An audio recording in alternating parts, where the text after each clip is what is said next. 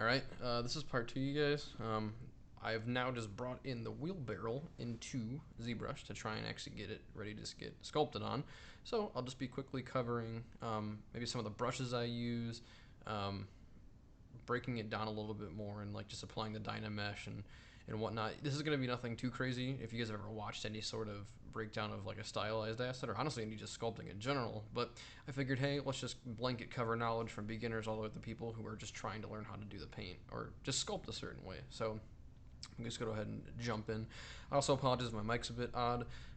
It's kind of behind my drawing monitor, so it's going to be a bit goofy. So oh, and I haven't done any ZBrush in like a couple of weeks, so I'm a bit rusty. So hopefully it don't suck too bad. So let me see here. Yeah, so if we go to the subtools, we're gonna see that I have everything I need pretty much. This started out as a joke, but I'm gonna actually do it because it's really dope. If you go into like an insert here, I'm gonna do a cone. I'm gonna slide it up. The reason why I'm putting this on top, oh, we're just gonna hide it. We're never gonna show it. I don't even want to see it actually. It's stupid. But the top asset always gets named your file name. So when you go to hit save as, it's gonna like totally like cover up that name, or it's gonna totally like erase this particular top one. And I don't want to have to constantly rename my metal plate low. It started out as a joke. We call it the Cone of Reckoning, but you know what? It's like a godsend. So I definitely recommend trying it out because it'll save you a ton of time. Shoot, okay, so why don't we just dive in, man? I'm gonna go and solo this out. First things first, I can see I'll lower this monitor a bit. Sorry. Hope you guys are still picking me up a little bit. I'm gonna be kind of looking down towards my monitor, so I'm not looking at my mic. Might pick up my voice a bit odd. Oh, Dynamesh. So let's talk about Dynamesh. I use Dynamesh a ton. You notice it just totally just ruined it. I'm gonna like totally trigger a bunch of people who sculpt, but I don't care because this is how I do it, and I just crank the resolution a ton until it begins to not lose that detail. You notice I'm going from like 63 all the way up to like 42 something. Let's put it to like 800. Look at that. You notice that? There's just barely any difference. That's where I want it, truthfully. And it's because I just play with trim dynamic a ton. I'll go into here and I'll kind of hit that smooth and stuff. And I just really just destroy all of those like folds that it kind of showed up. We definitely don't want it in this case because it's not going to be good. And that leads me to my first brush. Let's talk about trim dynamic. It's dope. you will just go up and it just trim stuff. This is like basically stylized easy mode. It's kind of a hot joke, but this is basically how you can get that faceted look if you want. You can use it. I use it to smooth things out, oddly enough. I don't ever really use my smooth, and it's because smooth, like totally, I probably should frame this up. Smooth will totally just destroy these corners when I do it. So I like to just try and keep my my trim dynamic on there. Also, I have all like my most used brushes on a little custom UI I made. After just like whining and complaining about it, I took the time to actually set up the custom UI layout. You guys, it takes like 10 minutes, and there's an awesome tutorial out there. I gotta remember what the link is or what it's called, but it's like a 10-minute video that talks about saving and setting up a UI, and it's so nice, and it makes your life so much easier when you're sculpting projects in the future. So I totally recommend working with that. But anyway, so in this case, I'm gonna go ahead and just start kind of flattening this out, and actually, I think once I get this to a good spot, I might run a polish over that. If you toggle on this polish, what that's gonna do is it's gonna hit it with a clay polish, dude, and done. Okay, done. You made a stylized asset. You can move on. No, but really though, this is really nice because it essentially lets you just. I'm not gonna sit here and pretend like I master this really well. I get a bit confused about the minimum curvature and minimum curvature ratio stuff, but I'm still working with it. But I believe the way this works is your repeat sharpness and repeat softness is basically the amount of iterations that ZBrush runs when it goes to sharpen or soften it, depending on what you want. And you can run a sharpen or a soften at the same time. You can prioritize one or the other. I like to sharpen a little bit. I usually just hang it around 7 or like something like that. Same for softness. And it doesn't do a whole lot. Actually, let's try. Oh, duh. Okay, I'm sitting here doing this. I'm constantly like re-dynameshing, but it's because I don't have polish on. So you need to have polish on if you want it to clay polish while you're dynameshing. So normally you can sit here and do clay polish, and it does that. Maybe somebody can explain in the comments. Never took the time to research it, but I can't stand how it masks out your edges. I don't know if you just noticed that, but normally when I drag out, it re-dynameshes. But if you look closely, you can actually see there's a mask that's disappearing and reappearing. So if we're to do this, yeah, there it is. Look at that. Like, I don't know what's up with that. But when you do polish, it always runs that when you re-dynamesh. And I re-dynamesh a ton because I'm a really dirty sculptor. And that's how I will remain for the rest of my life. So that's how it's going to be. So for this this board, or I guess this wheel, I really wanted to go with, again, the wooden theme. I imagined there would be like this giant notch in the front wheel. I really like how there's like two pieces right here, and I like to believe it was literally just a ton of like layered pieces of boards, and then he just like, your dad or you, whoever made the wheelbarrow, just like cut a bunch of notches in it and like, okay, it's a wheel and we're done. So that's kind of what I'm going for with this, which will bring me to my second brush, the Orb Crack. If y'all don't have the Orb brush, are you even a stylized artist? I will link that in the description. Thank you, Orb-based Orb, for doing all this incredible work for the brushes. I believe you literally just kickstarted an entire generation of stylized sculptors and stuff, and I know it's kind of a joke to use all those brushes, but you know what? I don't think it's a joke. I think it's great, and I think the progress you make on your meshes, like using these brushes, just is incredible because it really just gets you a nice foundation. Now it's up to you to modify those things when you're done. Like if you take a slash and you just leave it like this, like that's lame, dude. Everybody's doing that. Take your trim dynamic and work it out. Like make it work with the mesh, right? So but we'll talk about that a bit more when we stumble upon those things. But anyway, I'm digressing because I'm just having a good time while going through this.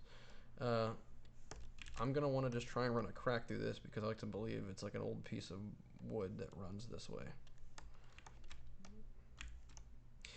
So something again, I was saying, actually I don't like how shallow that is. We're gonna want some deeper grooves when we're baking.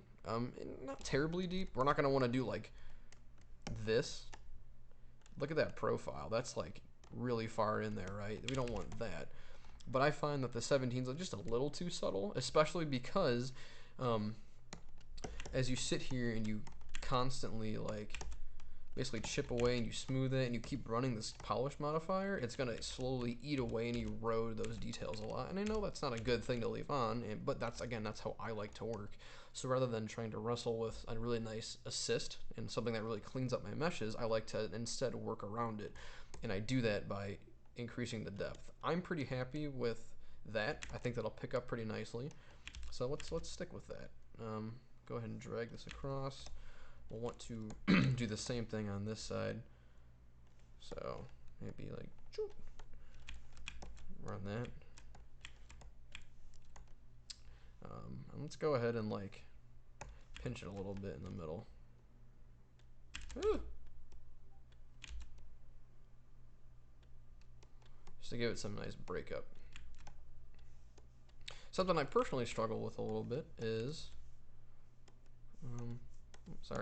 is kind of like these end caps right here. So let's go ahead and work this in because right now it just looks like it's just a line that's connecting to this notch, and that looks stupid, right? We don't. It looks kind of like a weird cheese wheel. So let's nail that out a little bit. Look at that. Boom! I'm sucking up a bunch of stuff right there. That's no good. So let's go ahead and mask it. I'm hitting Control and I'm just pushing down a little bit, and then I'm gonna try and get this hammered out and blend it in just a little bit, right? Run a clay polish over that. See, to me already, that's looking like it's working much better. Break it up just a little bit more. Something I'm trying to avoid, ironically enough, because my game's about pirates and stuff, and it's a bit stylized, is I'm trying to avoid like the Sea of Thieves style, and because I'm not trying to copy them, they're an awesome influence, but it's a little different than what I'm going for. I'm doing my own thing, but it's kind of a mix between, like Sea of Thieves or like a hand-painted style, or just your typical WoW or like Alod's online look. So I'm trying to avoid doing this super clean faceted look. It's going to be kind of challenging because I actually recently did some fan art for Sea of Thieves, and it's so clean and so minimal. So I'm trying to avoid that, and I got to get back into creating some detail via, you know, high poly. But and a little bit of background too while I'm sculpting.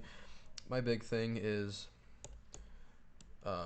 we ended up settling for Coffin Rod doing a hand painted style with normal maps because, man, normal maps just sell so much better than just a diffuse only, and it's kind of tough with like modern rendering techniques, and it looks a bit goofy when it's just diffuse or base color and like that's it.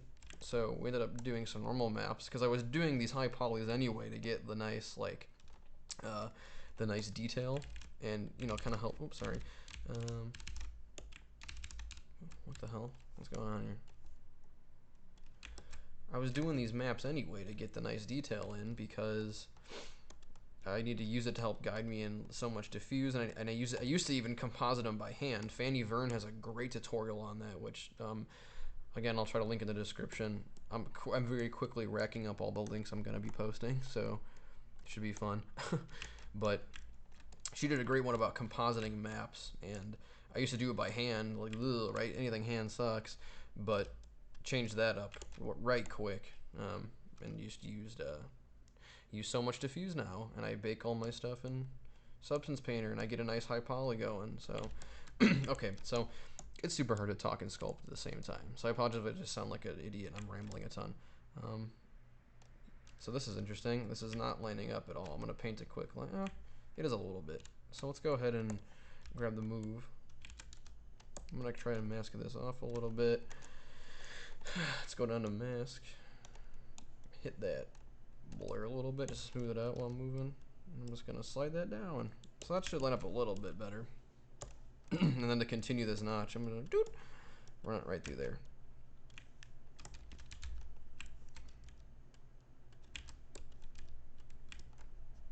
Woo.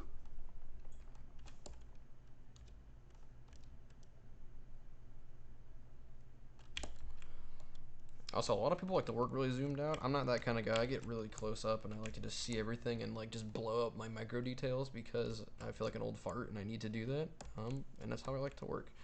So it's looking good. It just reads as stone right now, and it's definitely not stone. So we need to change that. All right, here we go. Some wood. Whee! All right, but actually though, we really do need to put in some. We really do got to put in some of that, like those wooden doodads. What was called veins. Wooden veins. That's what I'm going for. Okay. So I look at this and I'm thinking to myself, okay, what way was the wood like running originally? It probably was doing something like this, which means the ends of the wood are going to do that. But the veins. Something that you want to avoid when sculpting wood or painting wood, but you know, again, we're getting our paint based off our sculpt, so it's the same damn thing here, is you want to avoid doing something like this. Like, okay, those are my veins, and that's not how wood works, folks. A really cheesy method I like to use is I actually bought this pack by this dude's name. He's escaping me right now, but he has these like really nice alphas for like these like wooden end caps. Look at that. That's so cool. So what you can actually do is I'm gonna go ahead and like mask out these parts. So this is one way I kind of like to work on the veins of the wood. Go ahead and actually save this really fast.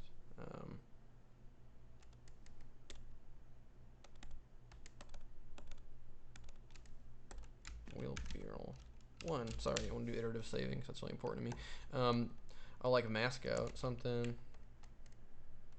Oh, I'm just talking about what I'm doing technically. Sorry, we're talking about how I'm doing the ends of the wood. So let me just finish masking this out. Invert the mask, dupe. I'm literally just tapping with control again. Dragging wipes it, tapping inverts it. So what I like to do with the ends is I'll come over here, grab this doodad again, stylized wood. We're gonna turn off back face mask. That's so important because if it's on, it's gonna like eat the other side of that if it gets big enough. So I'm gonna drag out a ton here. Wow, that looks like shit. Let's change that.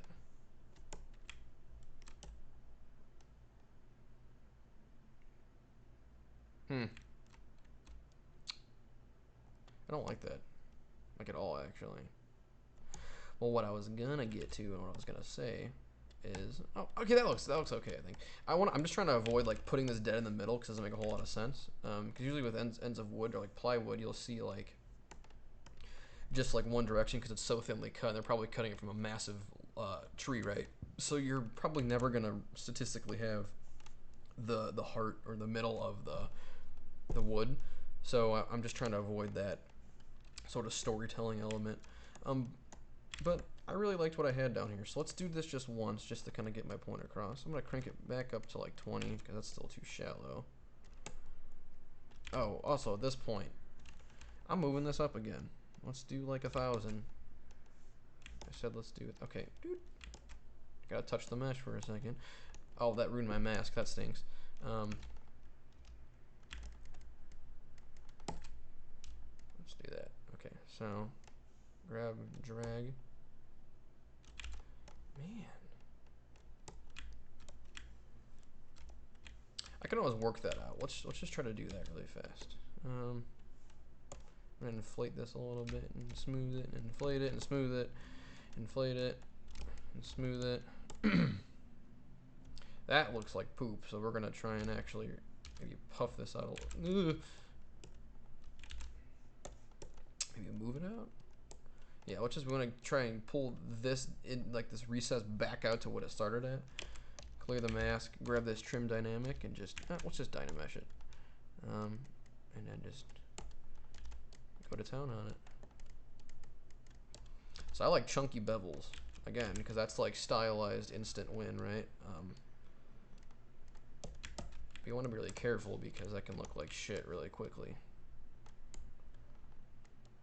So I'm gonna try and at least just thin this up, and I'm gonna try and get some at least some rounder stuff. I don't like razor sharp. Like Sea of Thieves has like a lot of razor sharp faceted looks to them.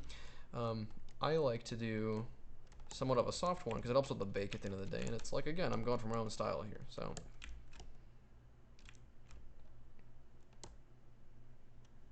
sounds like I'm pretty good. So let's go where I was talking about with this. So what I like to do sometimes is I'll use this as my guide, and I'll kind of go in here and I'll add some recesses to it. But like, check this out, like the veins always run with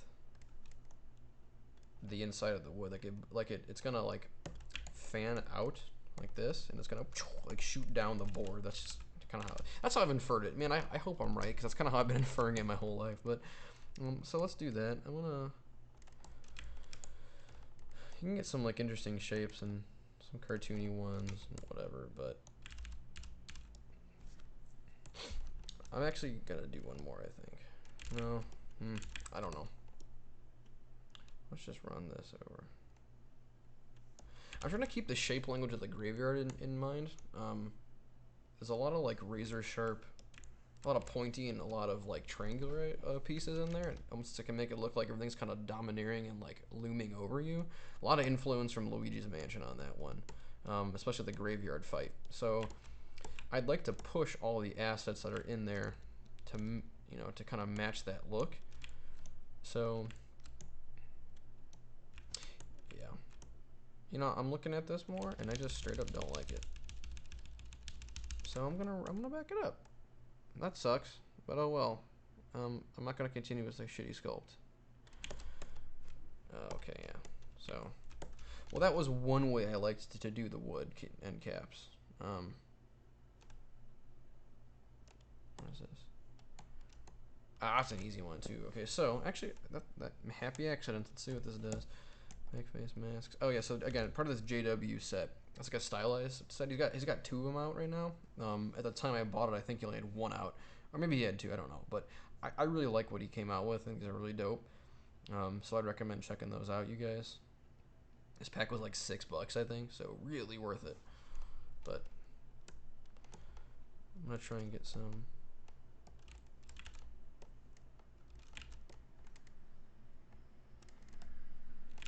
Let's see if I can bevel this before we do this to help that projection get on there a little bit more.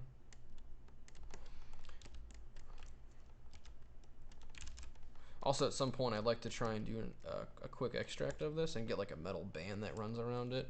Kind of like what you see with here. It's kind of hard, but there's this metal piece that like supports the wood, and while I want everything to be rickety and wooden, I realized doing my first pass of assets for this game that everything is literally wood, and it may, you know, be thematically funny and cool, but man, it just looks so bad. And well, when you get a ton of wood assets next to each other anyway. So I'm trying to avoid that the second run.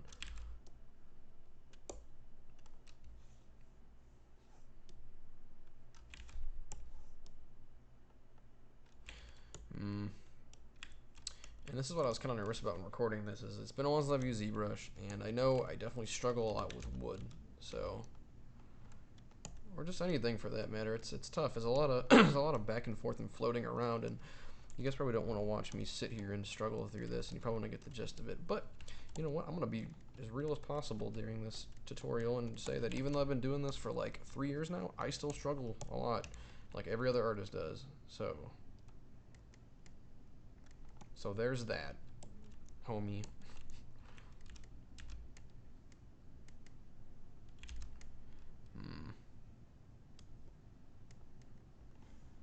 Just kind of want to like. No, that's awful.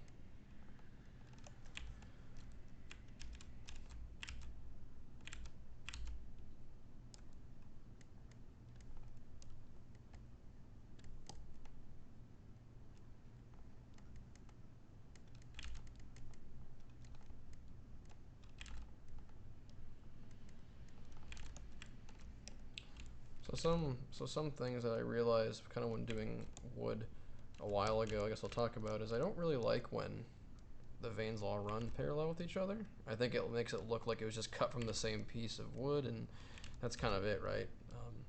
So you want to try and like break that up as best as you can. Also, I'm doing this wheel, and as I'm talking it out, I realize that, you know what, hey, I think I might want to just mirror this. And I think I will. So I think I'm just going to put a lot of effort into this side, make it look nice and pretty, and we will go from there. I may just end up speeding this part up. I don't know, but I'll keep talking over it anyway. But if it's sped up, you guys know the decision I made. If not, so be it. I'm probably going to shut up for a bit and sculpt, though. So see you on the other side.